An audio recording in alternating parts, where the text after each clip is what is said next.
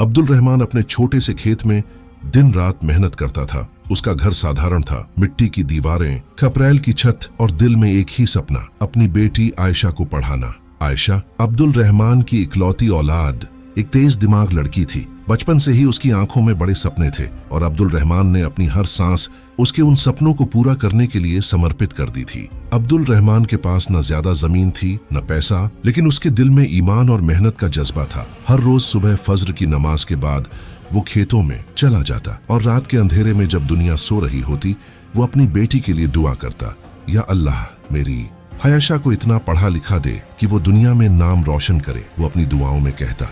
आयशा भी अपने वालिद की उम्मीदों पर पूरी उतरी। गांव के छोटे से स्कूल से शुरुआत करके उसने स्कॉलरशिप के जरिए शहर के बड़े कॉलेज में दाखिला लिया। उसने दिन रात मेहनत की और आखिरकार वकील बन गई। शहर की एक बड़ी लॉ फर्म में उसकी शोहरत बढ़ती गई। आयशा अब एक मशहूर वकील थी जिसकी बात सुनने के लिए लोग दूर दूर से आते थे। लेकिन कामयाबी के इस सफर में वो अपने गांव, अपने खेतों और अपने वालिद को भूलती चली गई। एक दिन जब अब्दुल रहमान शहर में आयशा से मिलने आया, उसने अपने पुराने कुर्ते और पगड़ी में अपनी बेटी के दफ्तर में कदम रखा। आयशा के साथियों ने उसकी साधारण सी शक्ल सूरत देखकर तंज किया। आयशा को शर्मिंदगी महसूस हुई। उसने अपने वालिद से दूरी बनाए रखी और कहा, अब्बू आप यहाँ क्यों आए? ये शहर आपके लिए नहीं है, आप गांव में रहकर अपना काम कीजिए। अब्दुल रहमान चुपचाप वापस गांव चला गया, लेकिन उसके दिल में अपनी बेटी के लिए मोहब्बत कम न हुई। नूरपुर में जमीर खान नाम का एक भ्रष्ट जमींदार रहता था। उसने गांव की जमीनों पर कब्जा करना शुरू किया और अब्दुल रहमान का छोटा सा खेत भी उसकी नजर में था। जमीर खान ने झूठे दस्तावेज बनाए और कहा कि अब्दुल रहमान की जमीन उसकी है।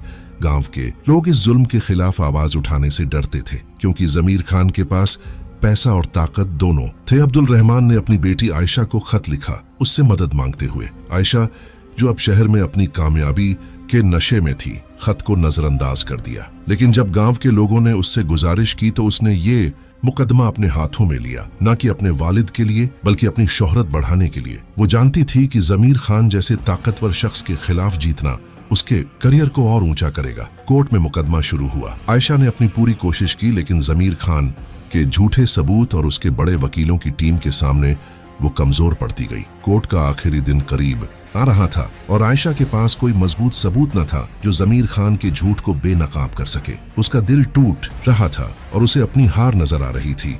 आखिरी समाअत के दिन अब्दुल रहमान कोर्ट में पहुंचा। उसके हाथों में एक पुराना मुरझाया हुआ खत था। सब लोग हैरान थे कि ये गांव का किसान कोर्ट में क्या करने आया है। आयशा को शर्मिंदगी हुई, लेकिन उसने कुछ न कहा। अब्दुल रहमान ने जज से गुजारिश की कि उसे एक बात कहने दी जाए। वो बोला, जनाबे, ये खत मैंने अपनी बेटी आयशा के लिए लिखा था जब वो छोटी थी। इसमें मैंने उसे अपने खेतों की कहानी बताई थी और ये भी लिखा था कि जमीर खान ने कैसे गांव के लोगों पर जुल्म किया। ये खत एक सबूत है कि जमीर खान ने मेरी जमीन पर झूठा दावा किया है, क्योंकि इसमें उसकी करतूतों का जिक्र है जो उसने कई साल पहले की थी। जज ने खत को देखा।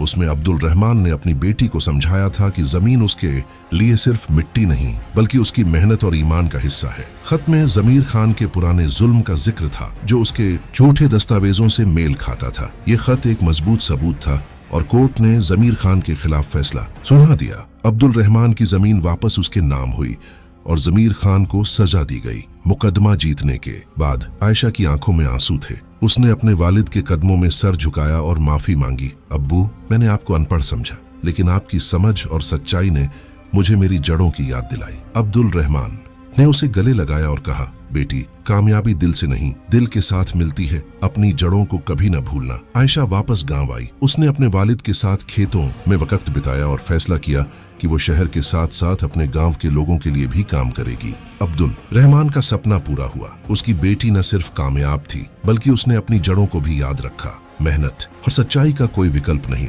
कामयाबी का घमंड इंसान को उसकी जड़ों से दूर कर सकता है, लेकिन सच्चाई हमेशा रास्ता दिखाती है।